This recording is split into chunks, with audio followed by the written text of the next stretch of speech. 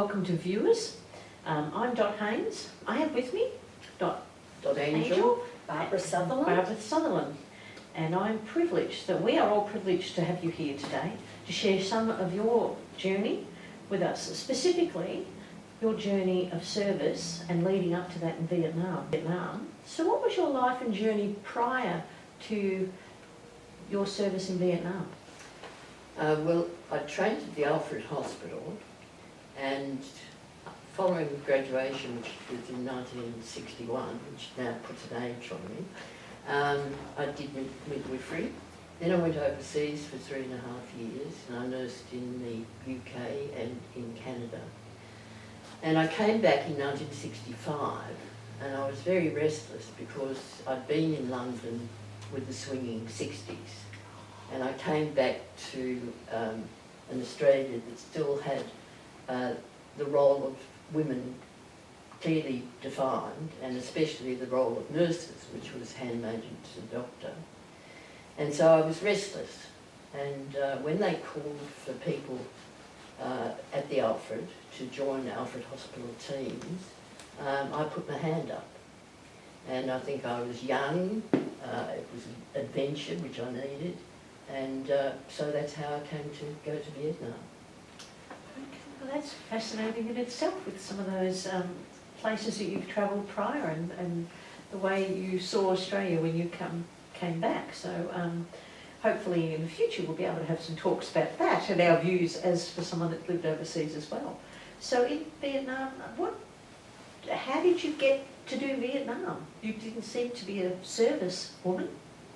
No, as I said, the Alfred Hospital was one of the hospitals to send teams at the request of the Australian government, civilian surgical teams, to Vietnam to look after the civilian population, which today, and I hate the word, is referred to as collateral damage of war. So we were looking after the civilian victims of war, and totally different to nursing military. Although, I don't know about you, Barb, but we did nurse South Vietnamese Army and the volunteer Vietnamese Army, and even North Vietnamese and Viet Cong. In other words, we nursed whoever came through the gates of the hospital. Yes. So Barb, we did. So did you serve and help as well over in Vietnam, and what was your journey to get there, and did you also serve with Dot? Well, I was actually a radiographer, but I was still part of the team, and like Dot, I had done my training at the Royal Melbourne Hospital, and also was overseas for 3 years, worked in the UK, Canada and Finland, where there was very little English spoken. So when I came home, I went to Prince Henry's Hospital, and after a few months, they were setting up a team to go to Vietnam. Having worked at the Royal Melbourne Hospital, they had sent a team in 1964, so I knew some of those people who had been before. And so I showed some interest in going to Vietnam. Also the fact that I had worked in a country where English wasn't the first language, I thought I'd be able to cope with lack of Vietnamese language, as it turned out. So I went over in October 1966. I came home 65, like Dot, and I was in a totally different area to where Dot was working. I was down in the Mekong Delta, and we were fairly isolated down there. We had to fly everywhere. So. And what happened in one of your flying episodes? Yes, well, that's it was only 3 weeks before I was coming home, and I was on an American civilian plane, a small plane, going to Saigon, taking mainly pathology samples. We didn't have much in the way of pathology at our hospital, and I was taking a box of samples and our engine failed at something like 12,000 feet, and it was only a single engine plane. So we glided for 25 minutes. I was the only Australian on board. I think the rest were Americans, and we unfortunately crash landed in a pineapple plantation just south of Saigon. So that was very scary, and we had American air cover while we were coming down. The double rotor Chinook helicopter was over the top of us, so as soon as we hit the ground, we got out as quickly as we could across the pineapple plantation and onto the helicopter. And the Australian Embassy in Saigon looked after me that particular night. That would have been a And very so scary it was very, and as a result of that, I was actually, from the Americans that were in our town, I was actually awarded an award, the Combat Infantry Badge. From the Americans. Oh, the Americans. From the Americans. But no recognition, of course, of that here, but I was awarded that by the Americans. We had a ceremony a few days later. Did you come home after that? Or Yes, I was just about to come home. And how long had you been there? I'd been there about 7 months, 6 months at that stage. I was there actually about 7 months altogether. But So you were serving, were you volunteering, or you were serving on behalf of the Australian government, is that correct? Or- yes, we were. As Dot said, we were there to look after the civilian population. So did you work together? No. No, So we you were said- totally different areas of Vietnam. There were 4 sites for the civilian Australian teams. For starters, which was Long Twin, Benoit, and then there was Vung Tau, which is where the Australians went for rest and recreation, and also Baria. But Baria was closed only 3 months or so after it was opened because it was too dangerous for a team to be situated So in you Baria. two did not know each other over in No, Vietnam? no. No. So, We might have met at the Australian Embassy Yes, on we may Australia have Day. yes, something like that we may have. But, okay, so with your travels, what was, that was a very intense, traumatic event that happened to you, and also the people that you were with. Can you share a story, Dot, about something that you were influenced by as far as a good news story about your service over there? A good news story. Yeah, is there any? I think there is. I think the fact that the love and respect that we had from the Vietnamese people, and even from so-called foe, I went back there in '95, and the reputation of the civilian surgical teams, the Australian civilian surgical teams, was even well known in North Vietnam. yes. The North Vietnamese knew that we looked after whoever came through. They might disappear in the middle of the night, Yes. having been taken by their own group, I would imagine, to the tunnels Yes. for further care. But I used to go down to the hospital at night on my own to special, and you would see the pyjama-clad figure come out from the shadows, would recognise our jeep and just withdraw back into the shadow. So I suppose we're a bit gung-ho, but we thought we were safe because they knew that we were looking after everybody. Yes, I think that was a big part of it, that Yeah. we did have that respect Yeah. from all of them, because we treated whoever came through the gate of the hospital or whatever. And Yes. The only way we knew that they were foe yes, was if the Vietnamese would say, "Oh, Miss Dot, Miss Yes. Dot, number 10, which meant bad. Number 1 was spot on. Yes. Number 10 was really bad. yes, they were the ones who advised us of who the different Mm. people were. And you'd look at them, and you'd look at who you're looking after, and you think, well, how on earth do you know? Yeah. So how long were you serving then, Dot? I was only there for 3.5 months because we were the last of the pure hospital team at Benoit, and the South Australian team took over from us. We wanted to stay, but we weren't allowed. In fact, it broke my heart to leave the patients. But I don't think it matters how long. It was pretty intense. I mean, Benoit was very close to the largest American air base in Vietnam, and so that was constantly under fire. So it sounds like you, from the nursing experience that you've both had in different areas, nursing and radiography, that you actually were here in Australia and decided we want to go and be in Vietnam. Did you do that? Did you actually request to serve in Vietnam at all? How did you get to Vietnam?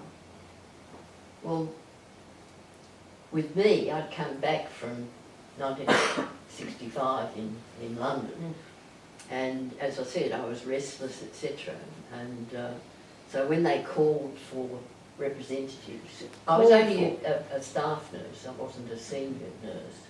So as a staff nurse, I put my hand up to go, but some of the senior nurses were almost bullied.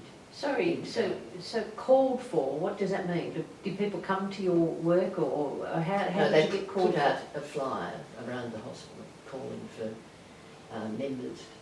So they obviously didn't have enough within the forces. Is that why they requested for civilians to help with this? No, the request came from the Americans to the Australian government, calling for civilian surgical teams. Now, this was at the same time as they called for the Army Advisory Group. So that was back in 1962. And anyway, the first lot of civilian teams went in at 64. So it took 2 years for the government to decide. And the main aim was for, as I said previously, the civilian populace, which the Australian military had no... they weren't even there at that point. No. The soldiers were in 65, but the military medicine came later. And so I've forgotten the question now. How did you come to go? No, that's okay. Yes. There was a request from the Australian government from the Americans to the Australian government requesting for civilians to come and nurse. And was there civilian? You said some of the ladies didn't want to go from the surgical teams in your hospitals and stuff. About how many civilian surgical nurses and radiographers and surgical teams did go to serve in Vietnam? Just a ballpark figure.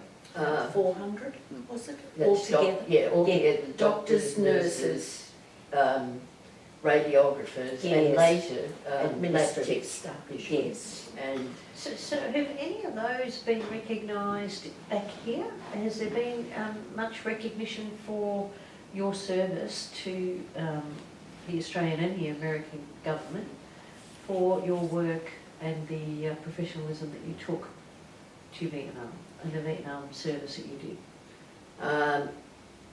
Earlier on, nothing at all. No. And it was only due to the group getting together.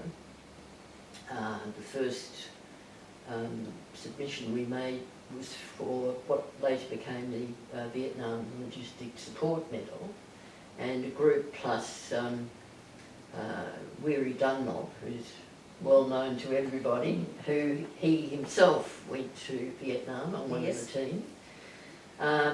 Through Weary, we put in a submission to the review for the Vietnam Logistics Support Medal. And what year was that? The submission went in 94, and then, 93, and then we were awarded the medal with Vietnam clasp in 94. Yes. So you hadn't been recognised from the 30 years, and then you were recognised with a medal. Yep. Okay. So since then, besides that medal, what other recognition has the Australian government given to our wonderful nursing teams? Medical teams. Medical teams, sorry, yes, right. Since then, because of the Vietnam Logistic Support Medal, we were then awarded the Active Service Medal with Vietnam clasp, and that was in 1998. But there are some people who say that we shouldn't have got that because we were not military. And that's been quite a contentious And issue. also that the RSL have recognised us as members of the RSL, which I feel was quite a big thing to Excellent. recognise. So the RSL, Yes. Services of Australia, have recognised you as service people. And Yes. Excellent. they are still fighting on And our very behalf. supportive of our, And the Vietnam Veterans yes, Association yes. have come right behind it. Okay. So, can I ask, what has your life been since you came back to Australia, or what, did you go straight back into nursing? Yes, we had. Yes, we did. And And had to read we on. just went straight back to where we had as though been we'd before, as though we had been on a holiday. been in on a Vietnam. holiday, something like that. I don't feel people were very interested in where we'd been or what we had done. So we really just had to put that behind us and get on with our lives. In fact, we were told that we weren't allowed to talk about our experiences. This is at the Alfred. Yes, And so, you know, none of us had the opportunity to speak. The other point is that there was a fair amount of jealousy with those back at the hospital because of the collegiality between the doctors, the nurses, the radiographers who went. You know, in other words, we'd become a very close, tight, almost family. And which was unheard of in those days. I mean, we worked together, we lived together. And in those days, the doctors used to have a separate dining room for Yes. the other medical staff, you know, the nurses. And that didn't happen in Vietnam, did No, it? certainly not. And I think actually because the nurses, radiographers, etc. were used to mingling, that it was easier for us to share digs than it was for the doctors. Yes. I think they had Yes. a difficulty at first. Yes. Well, amazing story. I want to thank you for that, but I'd like to know a bit more about what it is and your plight since 95, 96 when you got those medals, and what else you've been trying to do moving forward with different levels of government, with also telling your story in, I've seen a few newspaper articles, I've read a few books, and now we're here today, and the Veterans Affairs Minister and a few other state government ministers, and also opposition ministers and things are interested in your story and what it is that still keeps you talking about it, not just the journey you've been on, but where you believe the journey should have gone and what hasn't occurred. What is it that you that you would like to share as far as the story goes, as far as why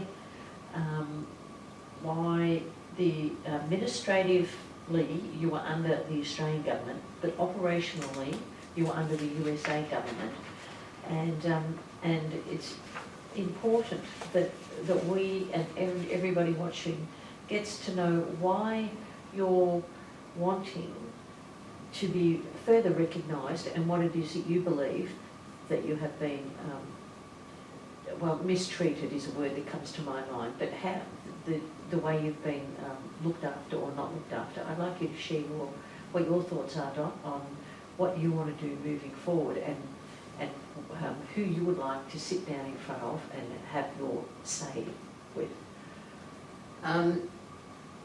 I think the important point really is that when I undertook my doctoral studies, I found that a lot of the people that I interviewed had similar conditions to the military, and yet the recognition as far as care and help was concerned was not there for the members of the civilian surgical teams.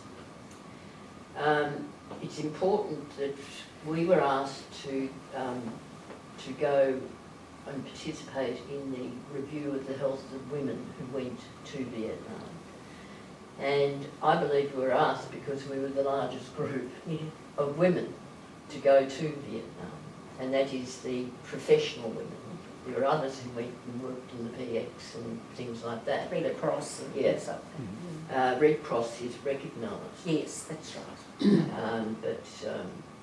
And so in discovering this, as I said, for starters, a small group got together and put in the first submission, for which we got the Vietnam logistics support. But since then, a number of things have happened, and I think Barb will agree with me, that why we've continued to fight is that the government more and more is relying on civilian professionals, particularly medical professionals, because they haven't got the numbers in the military, to go to either disaster or into conflict situations. Now, what has happened to us should never ever happen to civilians in the future. So we have continued to submit to review after review after review, whether or not we were going to get anything out of it, but just to keep to the forefront the fact that government cannot send civilians into war zones without the appropriate cover.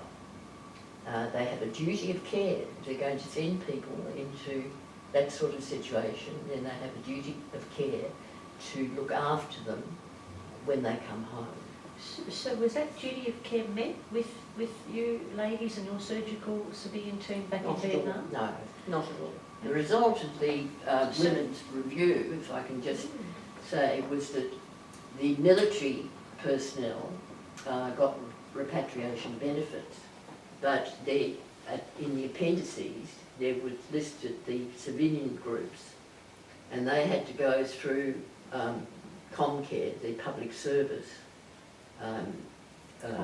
compensation. And in the review findings, the recommendation was that the attention be drawn to the organisations responsible for the civilian groups. And I doubt that that has ever occurred, that that the Comcare has been made aware of the situation of the civilians who went, as far as the health is concerned. I mean, we've got exactly the same conditions. So other civilians that went with the Red Cross and other organisations, have they been recognised for the work that they've done and been given? Most of the Red Cross are considered to be with the Defence Force. And also, I believe entertainers have also been recognised They certainly have. and been given support. What type of support have they all been given? I think some of them have received the gold card. Gold cards. Better known. And all the concessions that go with it and the care. I have a friend with a gold card because her husband served. But I find it fascinating that people that have served do not have gold cards, Yes. by the sounds of it. And so what do you think would benefit those that are left behind? Because obviously there's many that have already passed on. And what are your needs and your requests to the government to be able to support you moving forward in the future? Because apparently there was a bit of assistance for people up to 65, but not when you're older. Is that In some cases. In some cases they came under the Comcare, some of them received compensation for their specific illnesses, but that was only up to the age of 65, but all of us are well past that now. So, I also think it's important that in the beginning we were judged by the act that was functional at the time we went to Vietnam, which was the 1930 Act. Well, And that was so some of the very conditions old. that people have come down with were certainly not known. No. And this was an act for public servants. So I always say that if we'd fallen out of a rubbish bin and cracked our ankle, we probably would have been looked after, but not for war-related conditions. And also that the well-known fact now with Agent Orange that was used over there, and far more extensive than we ever realised. I was way down in the Delta area, and we were not aware of anything, but it's come out a lot. You were that there. sprayed. Yes, yes, we were sprayed as well, but yeah, so.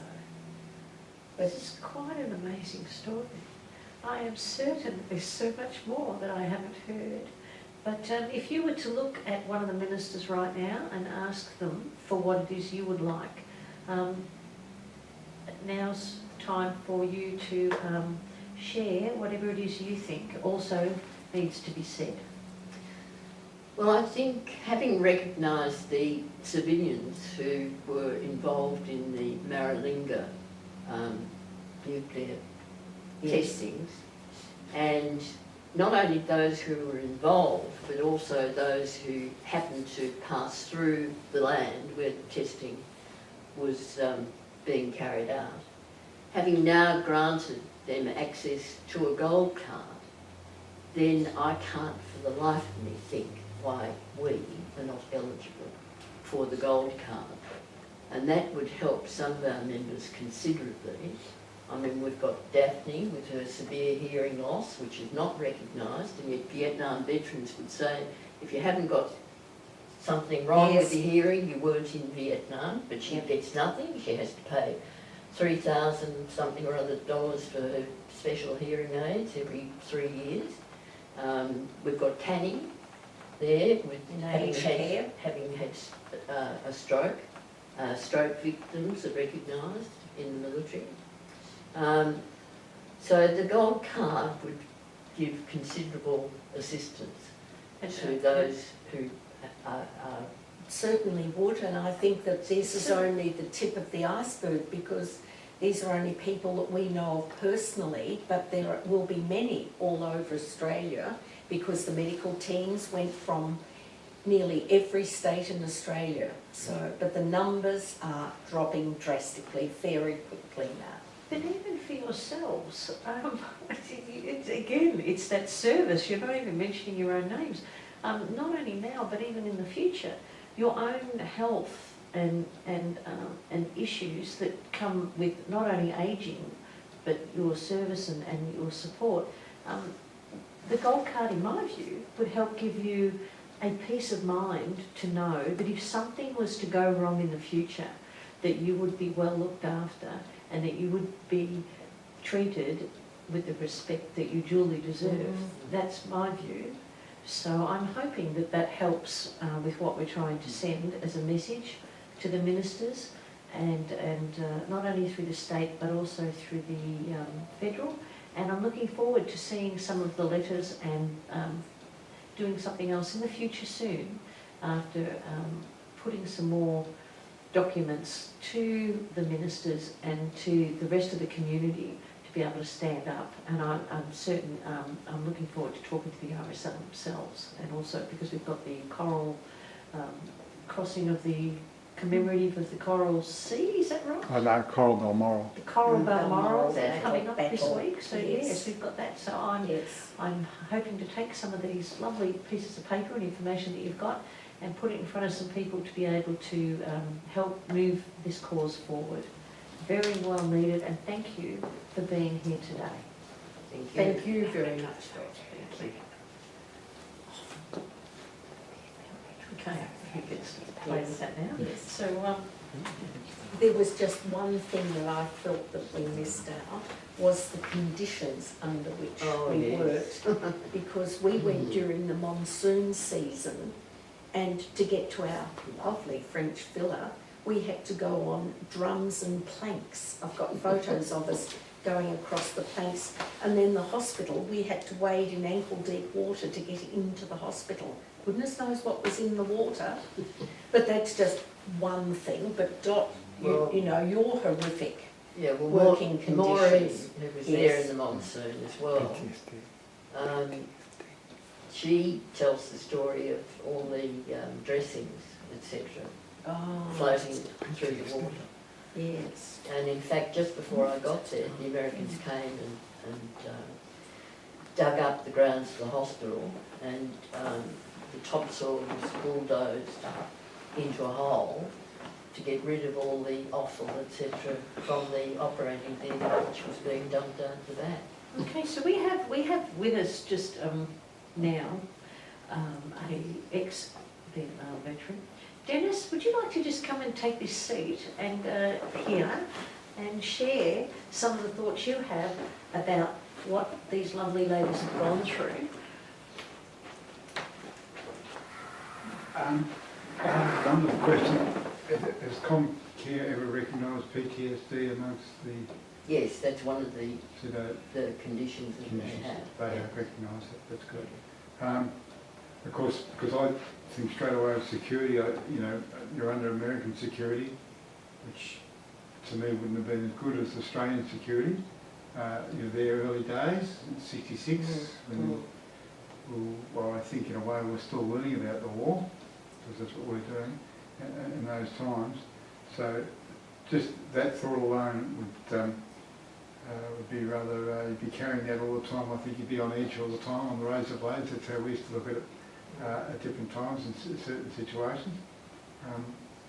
And so I just think that it's unjust that you aren't treated with the proper respect by way of a gold card.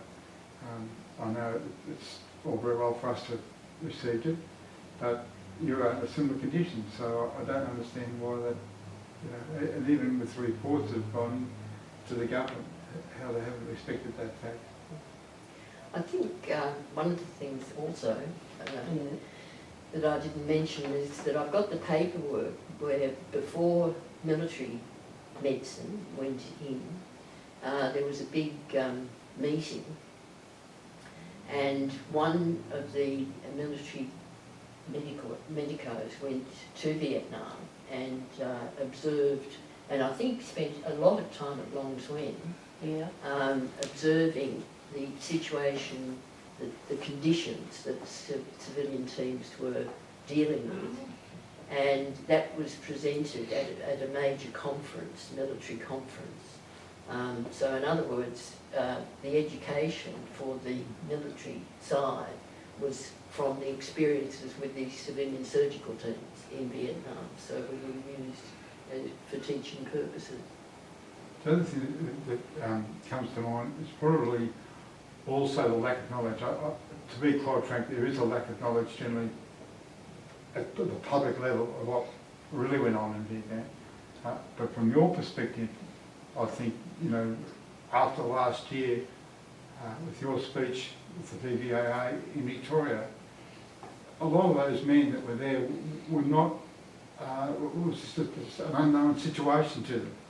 And it was so important that she made that speech, and so many of them were affected, walked away shaking their head thinking, my God, and if you hadn't received a gold card, they were more than surprised, which is why quite clearly the Vietnam Veterans Association feels that it needs to get beyond your situation and help as much as they can. We have some good people that believe in that, and I think that, you know, the government should respond, simple as that. We've been looked after as best they can in a lot of aspects. We've access to good health services, we have a gym available, and that has worked well for us, but it needs to be shared with yourselves in that regard. Because you've gone through, well, obviously I saw the situation being one myself where it was located. Defences would probably be negligible, because if someone came in a little lambretta and decided to throw either a Molotov cocktail or throw a firebomb in there, you know, you would have been history. Unfortunately, you I guess in a way, servicing their needs, which is probably the only reason that they're able to survive. Oh, I think so. Particularly through that Tet Offensive, which, you know, they got into the American embassy and all the rest of it, right, they didn't get out, but they certainly got in and had a real serious go in that year. Well, So- the team that was at Benoit, I've got photographs of them all packed, ready to go, if needs be, and you know, sitting in the downstairs, under the stairs, with their little bags packed. And it was the Americans who came and the next day. And but I know at Long Swing it was everybody for themselves. Yes. With the Long Swing. Because they were caught Yes. out. Yes. You know, no one yes. expected, and no one expects that. You know, there's always they have these ready reactionary groups and emergency response teams, but it all takes time to activate them, and so it goes. Yeah, I think it's wrong. You've been done an injustice. I honestly believe that myself. Well, we certainly appreciate all the assistance that the Vietnam veterans, particularly in Victoria, have given us. Yeah. Over many years, they have been trying for our cause to get some recognition, and we're really appreciative of that, but we just hope that it does go somewhere. It's amazing. See, even for the review of service in Southeastern Asia, which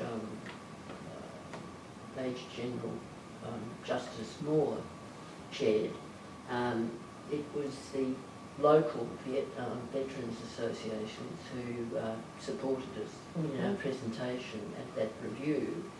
And in actual fact, the recommendation was that the service that we gave was eligible for repatriation benefits. But that was probably the recommendation that the Howard government just totally ignored. That's Year sad. was that, Dot? The review was about 2000. Yes, yes. And here we are 18 years later. That's right. Well, it's been a long time since Vietnam. It has been a long time. Well, you know, a lot of people have passed on since. Yes, We're losing. yes. you know, Well, Well, I a think week a ourselves, third of the civilians have Yes. died. have died, Yes. without receiving that Yes. support that they Yes. ought to have had. The main have died if maybe if they'd had that support too. Well, So yes, it's some of our doctors died very young. Yes, they did. Of conditions which are recognised. One had massive brain hemorrhage, Yes, as did the other one. yes. Bill McDonald had 6 children, and his Yes. wife was left to, the youngest daughter never knew her father, and so Sue was left to bring these children up without any assistance. Yeah, it's unfair, and it needs to be rectified. Well, I want to thank you all for your time, because I know that you've got better things to do than sit in front of a camera with me. But the fact that I'm privileged to have heard these stories, and I'm looking forward to being able to share them and hear some more in the future. So thank you. Thank you. Thank you, Doc, for your time too. Thank you, Doc.